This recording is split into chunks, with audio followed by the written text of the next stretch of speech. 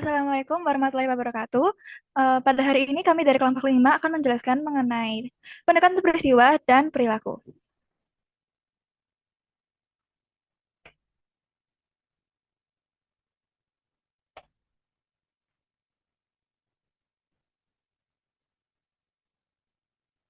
Baik, selanjutnya izinkan saya untuk memperkenalkan anggota kelompok kami. Yang pertama ada Alexandra Gabriela Lawata dengan NIM akhir 131, ada Siti Aisyah Putri Ayu dengan NIM akhir 168, lalu ada Kirana Anindya Salsabila dengan NIM akhir 173, lalu ada Skalatis Kalisian Hendrik dengan NIM akhir 185, ada Muhammad Fatu Ardana Rizky dengan NIM akhir 189, dan ada Zara Ashifa dengan NIM akhir 251. Baik, kita masuk ke topik yang pertama, yaitu pendekatan peristiwa. Jadi hakikat dari pendekatan peristiwa. Pendekatan peristiwa dalam akuntansi menyatakan bahwa tujuan akuntansi adalah menyediakan informasi yang relevan tentang peristiwa ekonomi yang dapat digunakan dalam berbagai model pengambilan keputusan. Akuntan bertanggung jawab untuk mencatat dan melaporkan peristiwa yang relevan, sedangkan pengguna bertanggung jawab untuk mengolah dan menyajikan informasi tersebut dengan modal keputusan mereka sendiri berdasarkan fungsi masing-masing. Lalu, untuk laporan keuangan dari pendekatan peristiwa ini yang pertama itu adalah membawa perubahan besar dalam cara pandang terhadap laporan tahunan konvensional. Lalu, neraca itu tidak hanya menunjukkan posisi keuangan pada satu waktu, tetapi juga berfungsi sebagai komunikasi tidak langsung atas seluruh peristiwa ekonomi relevan sejak perusahaan berdiri. Lalu, dalam pendekatan nilai itu hanya dianggap sebagai perubahan kas perusahaan, sedangkan dalam pendekatan peristiwa dianggap sebagai cerminan berbagai peristiwa keuangan dan investasi. Dan yang terakhir, pelaporan peristiwa dalam arus kas tidak hanya berdasarkan aliran kas, tetapi juga mempertimbangkan relevansi peristiwa bagi pemakai informasi. Selanjutnya akan dijelaskan oleh rekan saya. Baik, selanjutnya yaitu kita akan membahas teori peristiwa normatif dari akuntansi. Teori peristiwa normatif sendiri merupakan pendekatan dalam akuntansi yang difokuskan untuk meningkatkan kemampuan prediksi pemangku kepentingan terhadap kondisi serta kinerja perusahaan. Teori peristiwa normatif ini menekankan pada pentingnya penyajian informasi akuntansi yang relevan dengan peristiwa penting. Selain itu, informasi akuntansi ini harus disusun secara periodik dan sistematis. Next.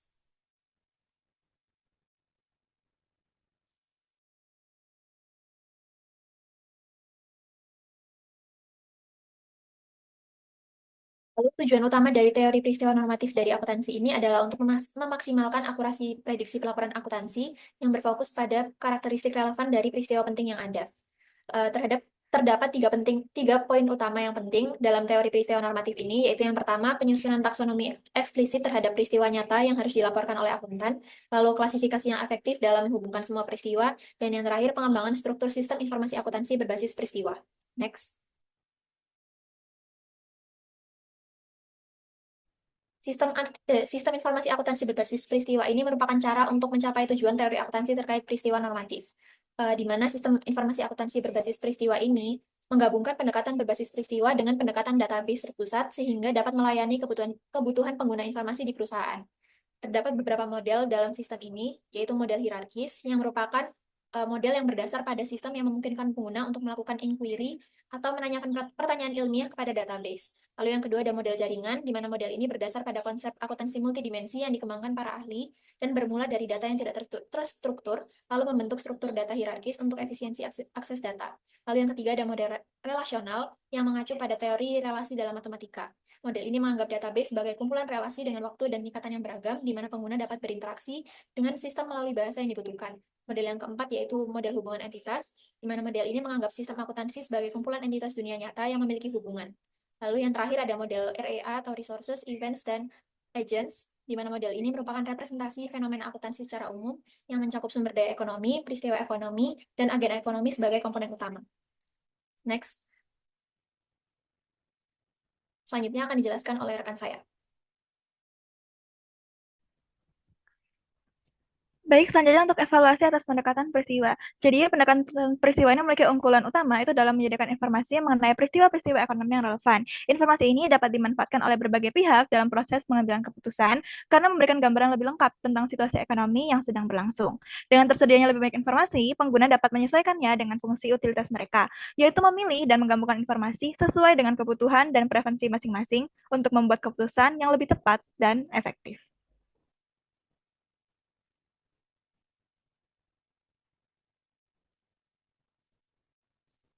Selanjutnya akan dijelaskan oleh rekan saya.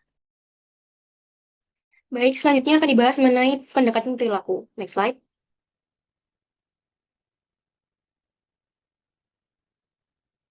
Hakikat dari pendekatan perilaku. Pendekatan perilaku dalam akuntansi itu berfokus pada bagaimana pengguna merespon informasi akuntansi.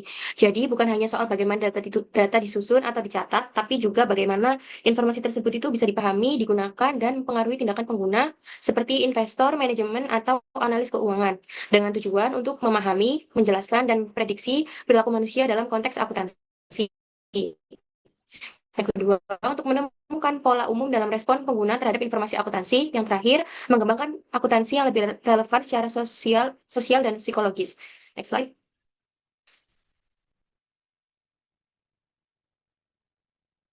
Mengapa pendekatan perilaku ini penting? Karena dari akuntansi tradisional itu kurang memperhatikan aspek perilaku pengguna. Dengan adanya pendekatan perilaku pengguna ini membantu memahami bagaimana informasi itu dipahami,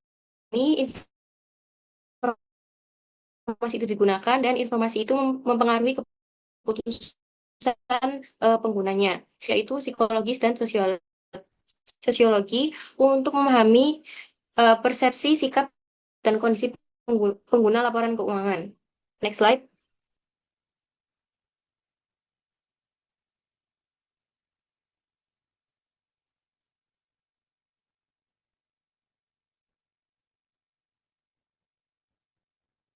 Informasi akuntansi ini mempengaruhi cara pengguna berpikir dan bertindak. Tidak hanya isi, tapi juga cara penyajian informasi itu mempengaruhi keputusan pengguna. Dengan tujuan untuk menyajikan informasi yang mudah dipahami dan berdampak positif pada perilaku. Penelitian tentang bagaimana informasi mempengaruhi perilaku ini dibagi menjadi beberapa area utama. Yang pertama yaitu menilai kegunaan informasi yang diungkapkan. Melihat apakah laporan keuangan yang ada itu mudah diterima, dipahami, dan digunakan, serta bagaimana reaksi investor dan analis terhadap seberapa lengkap informasi yang diberikan antar laporan perusahaan. Hal-hal seperti kecenderungan pribadi, misalnya terlalu hati-hati atau terlalu optimis dalam menilai keuntungan perusahaan dan reputasi kantor akuntan bisa mempengaruhi hal ini. Next slide.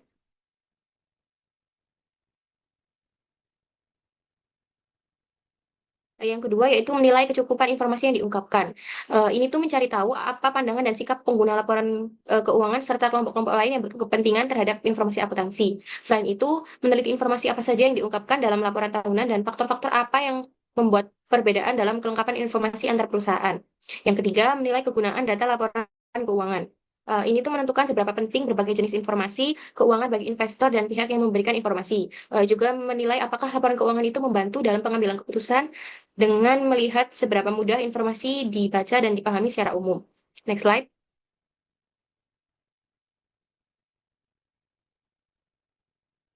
Yang keempat yaitu sikap terhadap cara pelaporan keuangan. Hal ini tuh menggunakan dua cara untuk menilai sikap terhadap cara pelaporan keuangan, yaitu dengan melihat pilihan terhadap cara akuntansi yang berbeda dan menilai pandangan terhadap masalah pelaporan secara umum. Yang kelima yaitu pertimbangan mana yang penting atau materialitas. Meneliti faktor-faktor utama yang menentukan bagaimana data akuntansi itu dikumpulkan, dikelompokkan, dan diringkas. Juga mencari tahu apa saja informasi yang dianggap penting oleh orang lain dan mencoba menentukan batasan perbedaan informasi sebelum dianggap signifikan.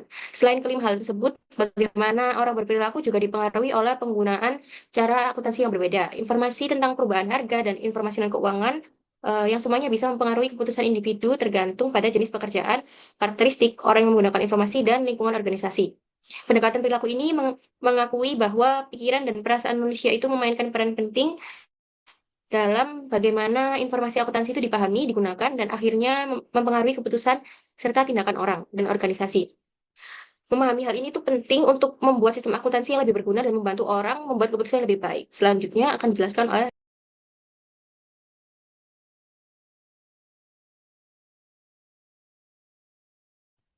Selanjutnya yaitu dampak linguistik dari data dan teknik akuntansi. Ada 4 dalil yang diperkenalkan yang diperoleh dari paradigma relativitas linguistik yang bertujuan untuk secara konseptual mengintegrasikan temuan-temuan penelitian mengenai dampak dari informasi akuntansi terhadap perilaku penggunanya. Yang pertama yaitu para pengguna yang membuat pembedahan leksikal tertentu dalam akuntansi akan mampu berbicara dan menyelesaikan masalah yang tidak dapat dipecahkan oleh pengguna yang tidak membuat perbedaan tersebut. Next slide.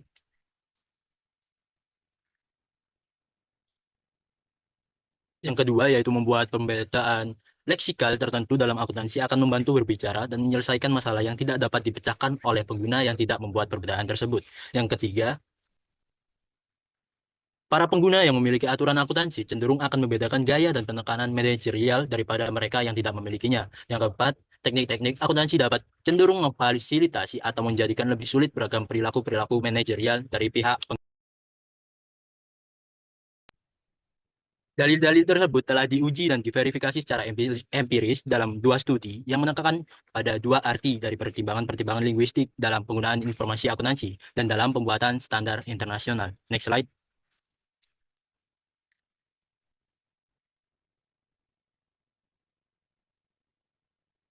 Yang selanjutnya yaitu fiksasi fungsional dan data. Fiksasi fungsional dan data digunakan dalam akuntansi untuk mengusulkan bahwa dalam kondisi tertentu seorang pengambil keputusan mungkin tidak dapat menyesuaikan proses pengambilan keputusan terhadap suatu perubahan dalam proses akuntansi yang memberikan data yang mempengaruhinya. Terdapat perbedaan antara fiksasi fungsional dan fiksasi data. Pada kasus fiksasi fungsional, para ahli psikologi menggunakan benda-benda seperti medali, tali, dan kotak untuk melakukan tugas yang relatif sederhana. Sedangkan pada eksperimen fiksasi data, seluruh data digunakan untuk menyelesaikan masalah yang tidak terstruktur. Next slide.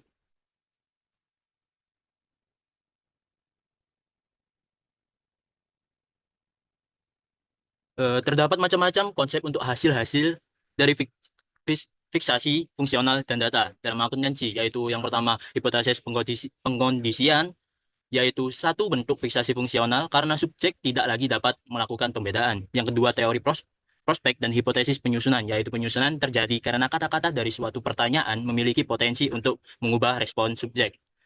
Next slide.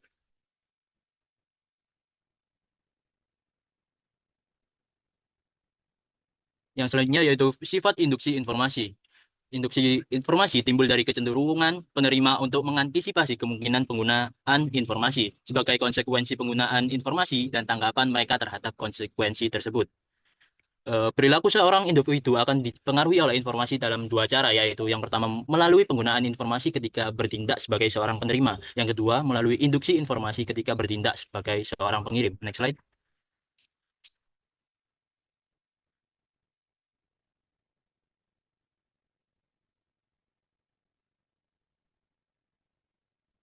Faktor waktu juga dapat mengatur induksi informasi, yaitu yang pertama komunikasi dari informasi yang pada kenyataannya merupakan penggambaran dari perilaku pengirimnya atau dianggap seperti itu oleh pengirimnya. Yang kedua, konsekuensi yang mencerminkan kemungkinan efek-efek timbal balik pada pengirim informasi akan sangat kondusif bagi induksi informasi. Next slide.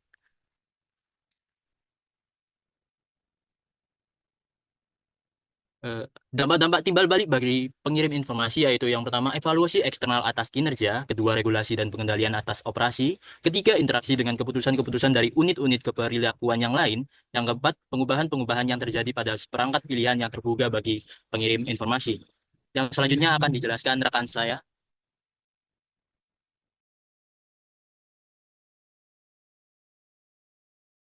Baik, untuk evaluasi atas pendekatan perilaku ini, sebagian besar penelitian dalam akuntansi keperilakuan masih berfokus pada upaya untuk menggeneralisasi perilaku manusia, khususnya dalam kaitannya dalam informasi akuntansi. Lalu tujuan implisit dari pendekatan ini kan untuk mengembangkan dan menguji hipotesis keperilakuan yang relevan dengan teori akuntansi. Namun pencapaian tujuan tersebut masih menghadapi kendala karena yang pertama banyak penelitian akuntansi keperilakuan yang kurang memiliki keketatan teori dan metodologi. Selain itu, konsep eksperimen sebagai kontak sosial menyoroti pentingnya hubungan antara peneliti dan subjek penelitian, di mana hubungan tersebut dapat menjadi faktor yang mengancam validitas hasil eksperimen. Selanjutnya akan dijelaskan oleh rekan saya.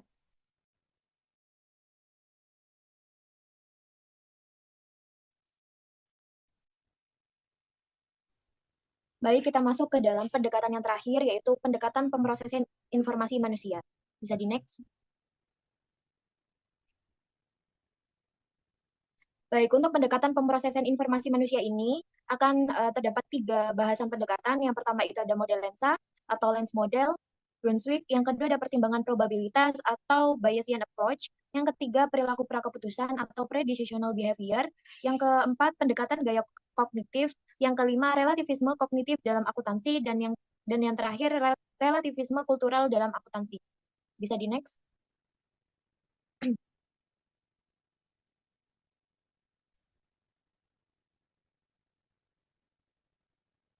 Baik, untuk yang pertama, ada model lensa atau lens model yang dibuat oleh Brunswick. Model ini menjelaskan bahwa lingkungan dan individu itu memiliki hubungan timbal balik yang berarti lingkungan dan individu tersebut saling mempengaruhi satu sama lain. Kemudian model ini biasanya itu digunakan untuk menganalisis bagaimana sih seseorang itu menilai suatu situasi berdasarkan petunjuk yang jelas dari lingkungan. Misalnya data, sinyal, informasi yang terlibat, dengan fokus pada seberapa mirip penilaian orang tersebut dengan kenyataan yang ada di lingkungan. Yang ketiga, banyak penelitian di bidang akuntansi memakai model ini untuk menilai seberapa penting masing-masing petunjuk informasi tersebut dalam pengambilan keputusan. Ini biasanya disebut dengan policy capturing.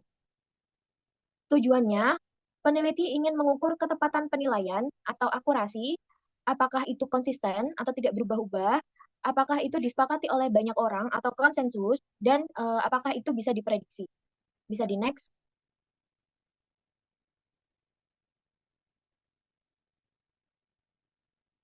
Yang kedua, itu pertimbangan probabilitas atau biasa disebut juga dengan Bayesian approach. Jadi pendekatan ini itu membandingkan penilaian intuitif manusia yang berdasarkan perasaan atau pengalaman dengan model normatif atau standar yang seharusnya.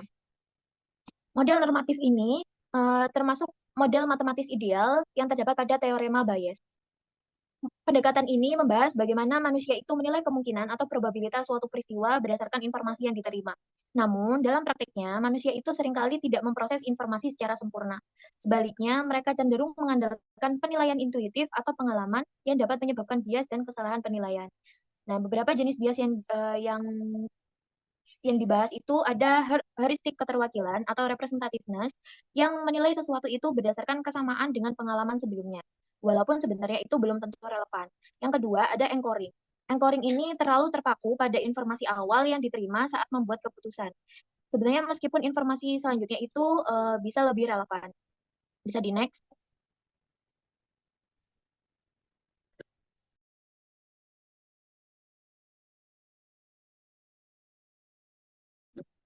Yang ketiga yaitu perilaku prakeputusan atau pre-decisional behavior.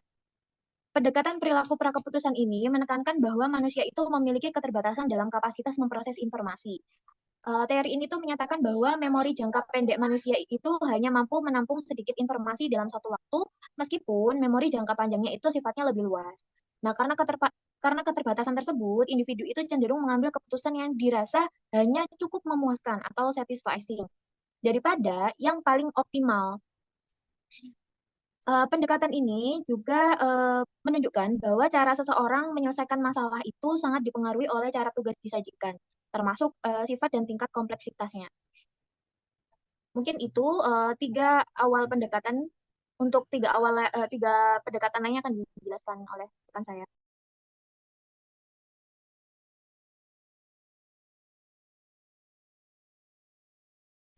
Baik, selanjutnya saya akan menyampaikan mengenai pendekatan yang keempat, yakni pendekatan gaya kognitif. Jadi, pendekatan gaya kognitif itu menitik beratkan pada variabel-variabel yang mungkin mempunyai dampak pada kualitas ketetapan yang dibuat oleh para pembuat keputusan. Jadi, gaya kognitif itu merupakan pembentukan hipotetika yang digunakan untuk menjelaskan proses mediasi antara rangsangan dengan tanggapan penelitian. Nah, dalam pendekatan ini terdapat 4 pendekatan bagian. Yang pertama terdapat otoritarianisme atau authoritarianism, yaitu merupakan hubungan antara kepribadian, sikap, anti-demokrasi dengan perilaku. Nah, para peneliti ini tuh terutama mereka tuh tertarik pada individu-individu yang mempunyai cara berpikir yang dapat membuat mereka mudah terpengaruh dengan propaganda anti-demokrasi atau otoriter. Terdapat 2 perilaku yang berkorelasi dengan otoritarianisme, yaitu kekakuan dan ketidaktoleransian pada ambiguitas. Itu merupakan refleksi dari gaya kognitif dasar itu sendiri. Yang kedua, terdapat pendekatan dogmatisme. Nah, pendekatan itu dikembangkan dengan ukuran otoritarianisme berbasis struktural untuk menggantikan ukuran berbasis isi. Kemudian ada kompleksitas kognitif atau cognitive complexity. Pendekatan ini menitik beratkan pada dimensi-dimensi psikologis yang digunakan oleh individu untuk membentuk lingkungannya dan untuk membedakan perilakunya dengan individu yang lain. Dan yang terakhir terdapat ketergantungan pada bidang atau field dependence. Pendekatan ini tuh merupakan ukuran sejauh mana perbedaan dalam bidang persepsi di mana individual yang tergantung pada bidang itu cenderung untuk menganggap keseluruhan organisasi sebagai suatu bidang yang relatif tidak dapat menganggap bagian-bagian bidang sebagai bagian yang terpisah. Next slide.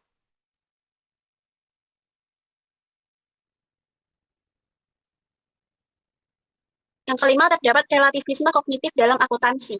Jadi, relativisme dalam akuntansi adalah adanya proses kognitif yang diasumsikan dapat mengarah proses penilaian atau keputusan. Nah, penilaian dan keputusan yang dibuat dari fenomena akuntansi itu merupakan hasil dari sekumpulan operasi kognitif sosial yang mencakup observasi informasi fenomena akuntansi dan informasi skema-skema yang disimpan dalam memori, lalu kemudian dipanggil kembali ketika mereka dibutuhkan dalam pembentukan penilaian atau keputusan. Next slide.